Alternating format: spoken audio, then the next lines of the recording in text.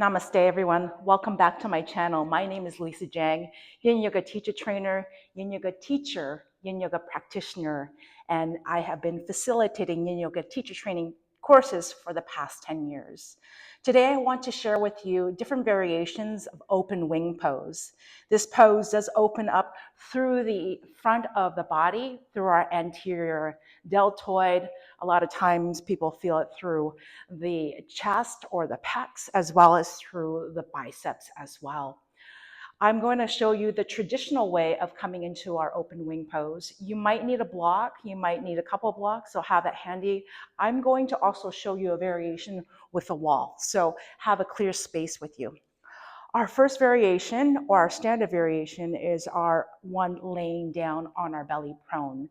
So when we come to our prone position, you might want to have that pillow or a block for underneath your head, just depending on your body. How I cue my students to get into this pose is first coming into a sphinx pose. So on their bellies and then elbows underneath their shoulders. Then from here, I'm going to ask them to extend their left arm out towards the side, okay? And then place their right hand by their rib cage, okay? So it's posting out like a chaturanga arm. Then from here, I have them turn their head away from the straight arm, so turn your head towards the right. And this is where you might need that pillow or block. I'm gonna use that. And then bend your right leg. So bend the leg that's opposite of the arm. And then you're gonna press into your right hand and then roll onto your left hip. This is your open wing pose. Now, everybody's range of motion is going to be different. So some of us, this might be too much of an opening through the front of the body. You can also, as you're here, just lay a little bit more prone. So notice I've brought my leg back forward, so it's less of a intense opening through the front of the body. When you post your leg back behind you, and legs can be posted, you can also, as you're here, bend both knees almost like a fetal position. So you want to make sure that the legs are comfortable for your students. And it doesn't matter what you do with the legs. What we're looking for is, again, the intention is to open up through the anterior deltoid. I feel it through the inseam of my bicep and my forearm, and again, in my pectoralis. So have your students play around with different angles, meaning in your different angles, the arm doesn't need to be perpendicular to the mat. Your arm can be out on a diagonal. Your arm can be a little bit lower.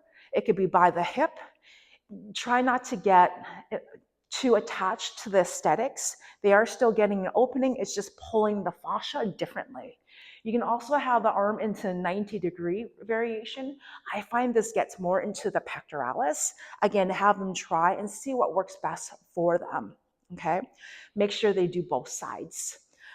The other variation for those who are maybe pregnant and can't lay prone on their belly is sitting down. Simply have them sit on a bolster, a cushion, or a block. They're sitting up nice and tall, a nice easy seated posture. They feel comfortable, and all I'm going to do is just going to take my arm behind my back as I'm here. I can, as I'm here, reach for my opposite elbow and then open up through the chest. You can also, as well as you're here, is interlace your fingers behind your back. So I'm going to interlace my fingers behind my back. I'll show you my other arm. I'm going to take my hand by the left side of my hip as I'm here. I'm going to squeeze on in. And so I'm getting a little bit more focus in towards that right side of my chest and the right side of the anterior deltoid. You can also add a little bit of a neck stretch in this one. So drawing your left ear away from your right shoulder, dropping your left ear, letting it be really heavy as you're here. Playing around with the angles as well is going to pull the fascia differently. So as you draw your chin down, notice that you're going to get a little bit more into the upper traps. If you turn your head a little bit more directly, more side on, as you're here, I'm just feeling a nice more of a tug. I feel it into, I love this one because it pulls on the inner ear canal. I can feel that. I can feel my jaw. And then a feeling the scalenes. So again, having your students, giving them the options to choose which one works best for them. Even if they're not pregnant, they may want to just do the seated variation. Now, the other variation I'm going to show you is is supine on your back. So I like to, in this one, is just wrapping the arm behind the back, laying down supine on the back. Again, this is where you might require a block. So as you're here, how I cue my students is we're going to lay side on. So roll away from the arm that you are going to open, right? So lay side on. Okay. And then take that top arm, which is going to be my right arm, behind your back. And it could be loose. So it can be right behind that heart-shaped bone, which is your sacrum. You can take your hand a little bit more mid-back, providing a little bit more internal rotation of the arm as you're here too, getting a little bit more of a opening through the front of the shoulder.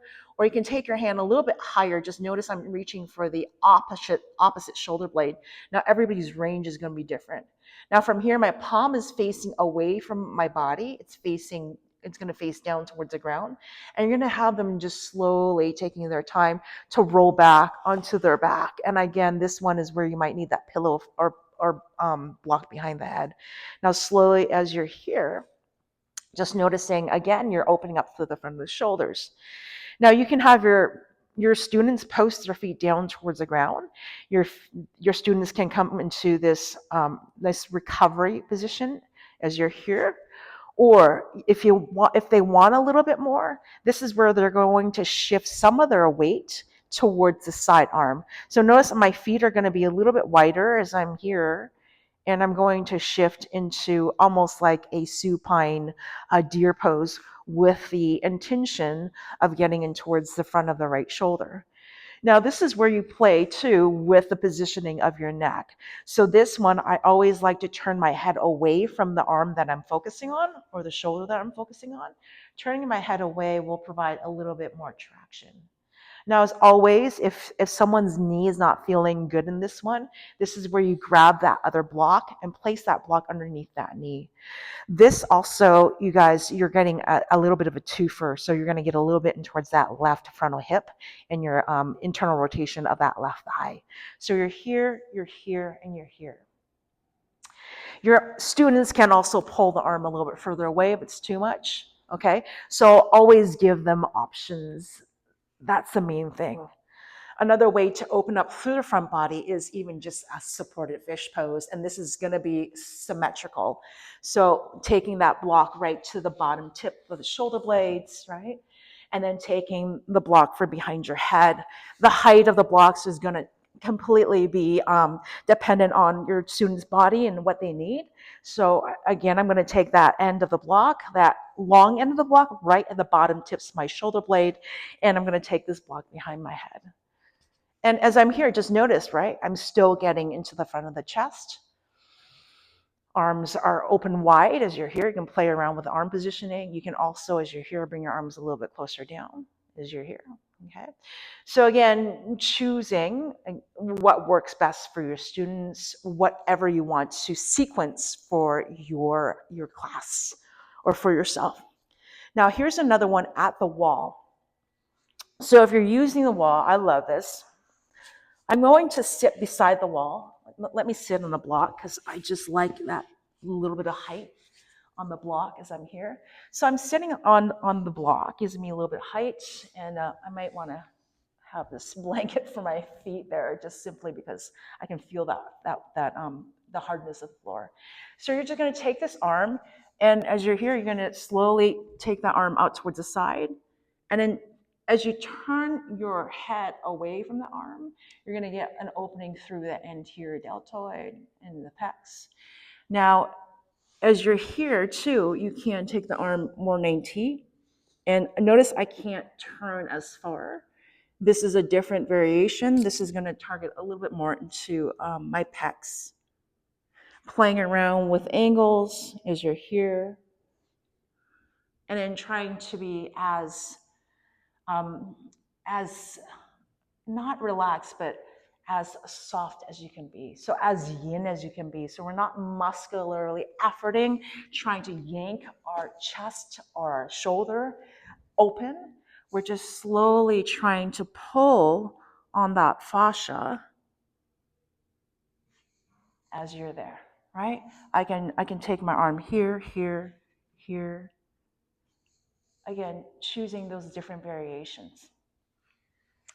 Now, hopefully, these tools, will help you give options for your students, for your class. If you have any questions, you can always leave a comment in my box. But otherwise, thank you for tuning in, guys, for this quick teacher training tip. And if you have any questions, again, make a comment. And please click subscribe on my YouTube channel to get more content like this. I am holding a Yin Yoga teacher training in September in Danville, California. Register on joyayoga.com underneath Academy. All right, guys, until next time, I'll see you then. Namaste.